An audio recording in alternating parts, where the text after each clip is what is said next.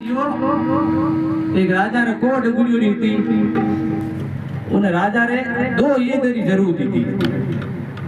कि भाई ये कोई एक मने दो एक मने दीदे नहीं तो मारो एकदम और शरीर है जो कंचन है जो हो जा कोट झड़ जाता। हाँ कोट झड़ जाता है वो एडी नगरी में गयो राजा रो कोट गुड़ियोड़ी ये जने कहो रे भाई बुलाया हैंगो नहीं भेड़ा करिया भाई थारे एक किता करड़ा जने वही पहुंच गो उठे पहुंच जन कहे भाई थारे एक किता करड़ा मारे पहुंचो ही करड़ा है बाहर के पहुंचो यार थारी दशा इतनी मोड़ी तू पहुंचो ये फिक्र करिया मोटा मोटा साधु महात्मा को है नहीं ये तू पहुंचो ये फिक्र करिया भाई एक तो करिया जो कर दिया राजा साहब तो हमें दो एक मारे नावरा करना के करिया साहब पुनिया तो हाथ में कहे जड़ लियो है और संकल्प कियो भगवान महाराज ने प्रार्थना की थी।